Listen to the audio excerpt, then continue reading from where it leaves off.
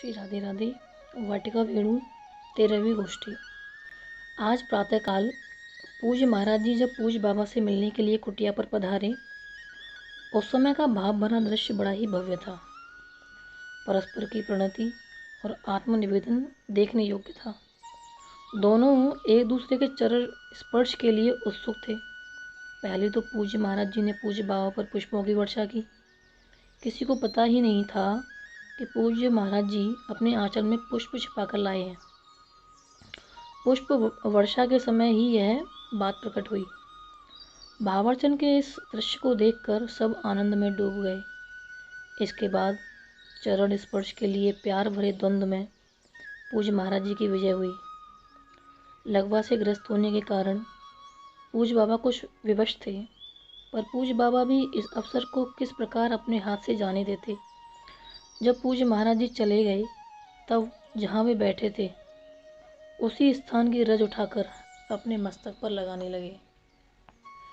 इसी मिलन के समय पूज्य बाबा ने श्री ठाकुर जी से पूज्य महाराज जी के सामने ही कहा, ठाकुर, मैं चाहता हूँ कि श्री महाराज जी से एकांत में बात करूँ, जिससे मन की कुछ बात कह सकूँ और कुछ सुन सकूँ।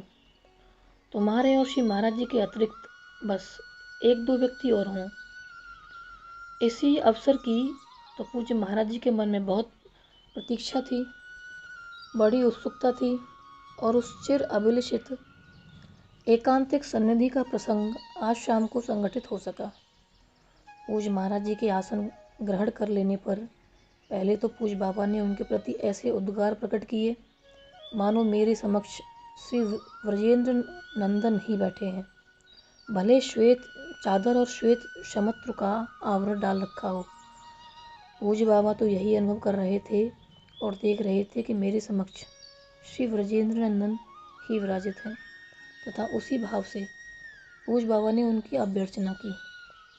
अवश्य ही यह अभ्यर्चना भावमयी थी और शब्दों के माध्यम से अभिव्यक्त हो रही थी। इसके बाद व्रजभाव की चर्चा करते हुए पूज्य बाबा ने कहा, जिस व्यक्ति के जीवन में व्रजभाव अवतरित होता है, व्रजभाव भावित, व्रजभाव परनिष्ठित, उस जीवन की कल्पना जगत के साधारण प्राणी कर ही नहीं सकते। न वह स्थूल जगत में रहता है और न उसके सामने स्थूल जगत रह जाता है। जब मैं श्री पोद्धर महाराज के साथ रतनगढ़ में था, उस समय की एक बात है। हम लोग शौच से निवृत्त होने के लिए नगर के बाहर गए थे। उनके हाथ में जल भरा लोटा था और मेरे हाथ में कमंडल था। साथ में श्री ढोलकिया जी जबलपुर वाले भी थे। नगर के बाहर रेत के टीले ही टीले थे। उन टीलों के पास पहुंचने पर श्री पोद्दार जी महाराज भाव सागर में अधिकाधिक निमग्न होने लगे। जब तक नगर की हलचल थी और नगर की सीमा थी, उन्होंने स्वयं को नियंत्रित कर रखा था, पर जनशून्य स्थान पाकर वह ज्यों ही शिथिल होने लगे, त्यों ही उस भाव सागर का उद्दीर्ण बाहर झलकने लगा। चलते चलते श्री पोद्दार जी महाराज ने कहा, बाबा, अब मुझे दिखलाई देना बंद हो गया है। ऐसा कहकर श्री पोद्दार महाराज एक खेत की मेड़ पर धम्म से बैठ गए। अब कोई साधारण प्राणी क्या इस बात की कल्पना कर सकता है कि खुली आंख से भी जगत का दिखलाई देना बंद हो जाए। श्री पोद्दार जी महाराज की आंखें एकदम ठीक हैं और अच्छी तरह से खुली हैं। इसके बाद भी उनकी नितेंद्रिय जगत रूपी विषय को ग्रहण नहीं कर पा रही है। श्री पोद्दार जी महाराज मेड़ पर काफी देर बैठे रहे। उस समय उनकी अपनी अनुभूति जिस प्रकार से वाणी में बद्ध होकर व्यक्त हो रही थी, उसे सुनकर मैं चकित था। लोक से सर्वथा परे की वह बात है। पूज्य बाबूजी की बात कहते कहते पूज्य बाबा अपनी बात बतलाने लगे। एक बार मैं चला जा रहा था। भाविष्ट होने के कारण मेरी चाल में गति भंग उत्पन्न होने लग गया था। पैर न तो ठीक से उठ रहे थे और न ठीक से पड़ रहे थे। मेरे साथ श्री गोस्वामी जी भी थे, श्री चमनलाल जी। श्री नारायण स्वामी की एक पंक्ति उद्धृत करते हुए वे धीरे धीरे गाने लगे। धरत कहूँ पग परत किते हूँ। यह सुनते ही मैंने स्वयं को संभाला और मैंने स्वयं ही अपने भावावेश को नियंत्रित किया। जिस समय भाव का अवतरण होता है, व्यक्ति के बस की बात ही नहीं रहती।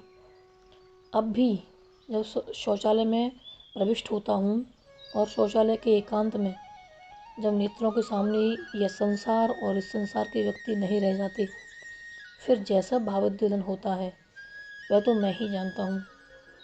उस समय कमोड पर बैठे बैठे लुढ़क जाऊँ तो सिर ही फूटेगा, पर ऐसी स्थिति में शरीर की संभाल वह करता है। कभी कभी ऐसा होता है कि मैं शौचालय के बाहर आ गया हूँ, पर फिर भी आंखें मुदी हुई हैं और शरीर का ध्यान नहीं है।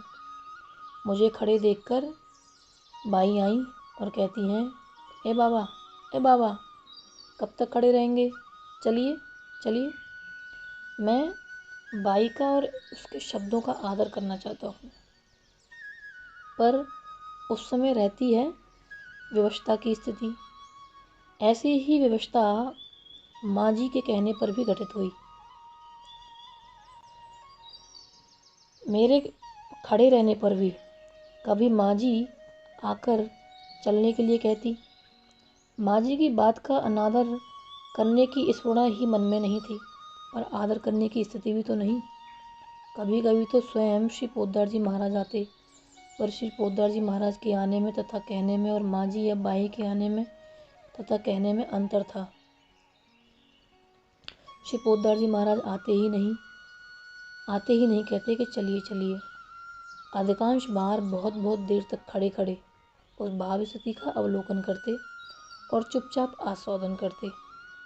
कलकत्ते की बात है, श्री पोद्दार महाराज कलकत्ते गए थे, उनके साथ मेरा भी जाना हुआ ही। वहाँ एक बार मेरी भावनिष्ठता इतनी घनी, इतनी गहरी हुई कि मैं बैठा ही रह गया और बैठे बैठे अपराह्न काल के 3 बज गए। प्रातःकाल से मैंने पानी भी नहीं पिया था। बाई मेरे पास आई और मुझको पुकारने लगी। बाई की आवाज़ सुनकर एक क्षण के लिए मेरी आंखें खुलीं, पर फिर मुद गईं। बाई ने थोड़ा और प्रयास किया, पर सफलता नहीं मिली। बाई को असफल देखकर फिर माँ जी आईं। उनको भी बाई की तरह असफल होकर लौट कर जाना पड़ा। श्री पोद्दार जी महाराज को यह सूचना दी गई कि बाबा ने अभी तक सुबह से पानी भी नहीं पिया है। अब दोपहर के 3 बज चुके हैं। वे आए और मेरे सामने बहुत देर तक खड़े रहे। चुपचाप खड़े खड़े भाव की दशा को, भाव सागर की तरंगों को देखते रहे। वे जानते थे, उन्हें अनुभव था कि भाव में स्थिति क्या है और कैसी है। श्री पोद्दार महाराज में एक विचित्र क्षमता थी। मैं कितना ही अंतर्मुख क्यों न रहूं, और यदि वे चाहते हैं कि सामान्य स्थिति में आकर के उनकी बात मैं सुन लूं, तो ऐसा मुझसे करवा लेने की क्षमता उनमें थी। मेरी भाविष्यता को देखकर वे अपने प्यार के वेग को रोक नहीं सके।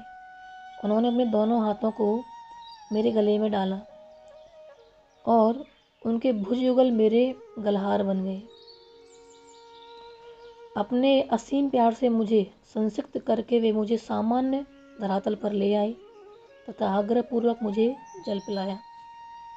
श्री पोद्दार जी महाराज का मेरे प्रति अनोखा प्यार था। जहाँ तक प्यास का प्रश्न है, प्यास शरीर को थी, मुझे थोड़ी ही थी। मैं शरीर तो हूँ नहीं। अपराह्न काल क्या, बैठे बैठे और भी कई घंटे बीत जाते तो भी प्यास की स्मृति नहीं होती।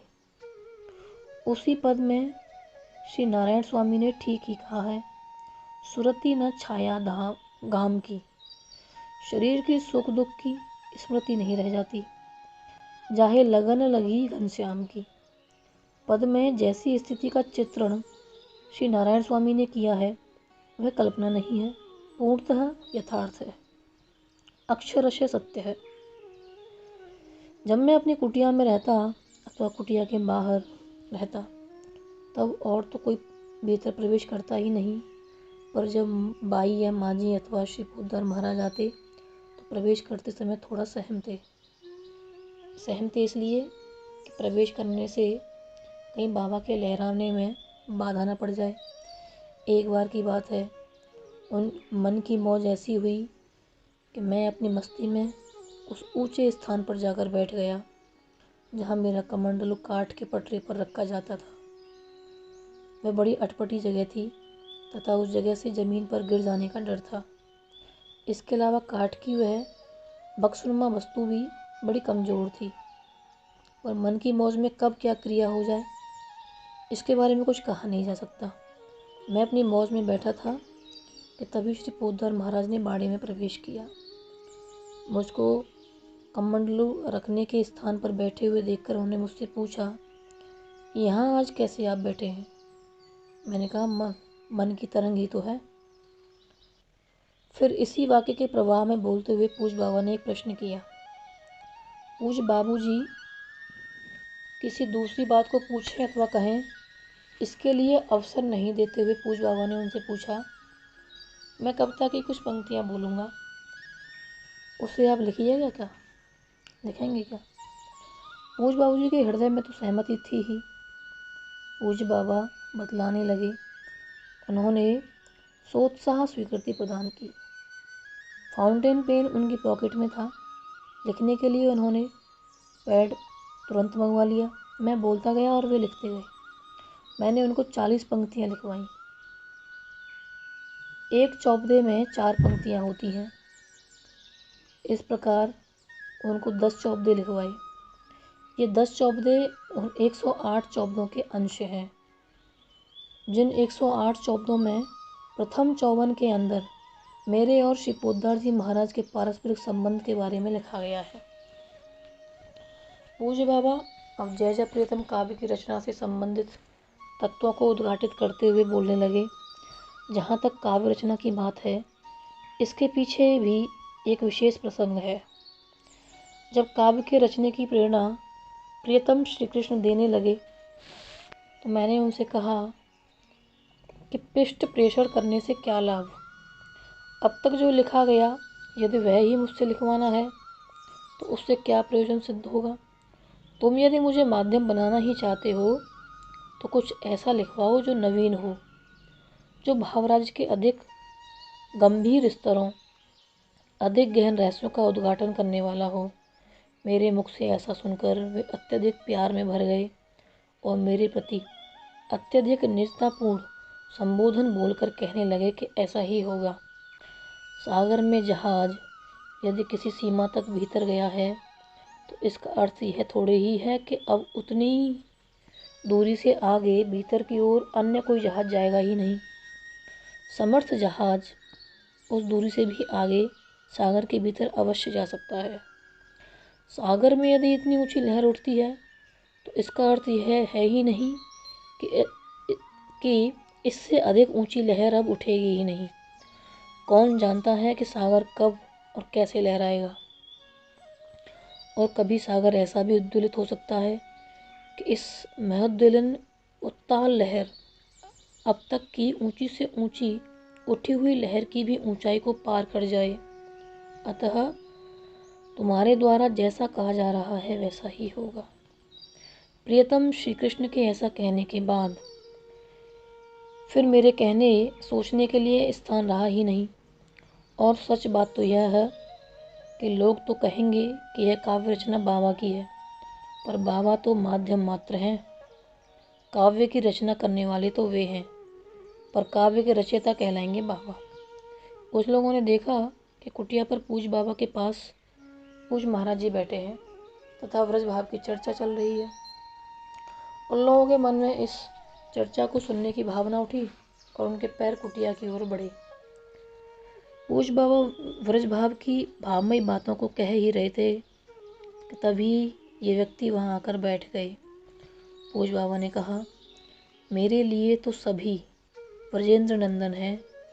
जो भी यहाँ बैठे हैं वे सभी मेरे लिए ब्रजेंद्र नंदन हैं और सभी व्रजभाव की चर्चा सुनना चाहते हैं। सभी व्रजभाव की चर्चा भले सुन लें, परंतु पात्रता का प्रश्न सामने आ ही जाता है। श्रोता बन कर के बैठने वाला कितना आस्वादन कर पाएगा, कितना भावित हो पाएगा और कितने गहरे उतर पाएगा, यह एक विचारणीय पक्ष है। व्रजभाव की बात सुनना बड़ी सुंदर वस्तु है, पर हम स्वयं ही सोचें कि व्रजभाव की बात सुनने के हम कितने अधिकारी हैं।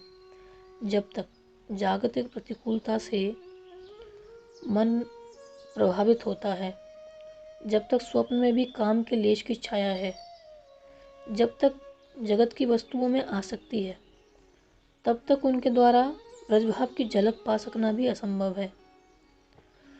ब्रजभाव से भावित जीवन कुछ ऐसा अनोखा होता है कि संसार सक्त प्राणी की कल्पना में वह भावमय जीवन आ ही नहीं सकता। माया मोह की निशा में सोने वाले व्यक्ति के जीवन में महदाश्रय और भगवत कृपा के फलस्वरूप जब निशावसान होकर भगवदीय प्रकाश फैलने लगता है, तब उस सत्व संपन्न जीवन में पात्रता का कुछ कुछ उन्मेष होता है। जय जय श्री राधे।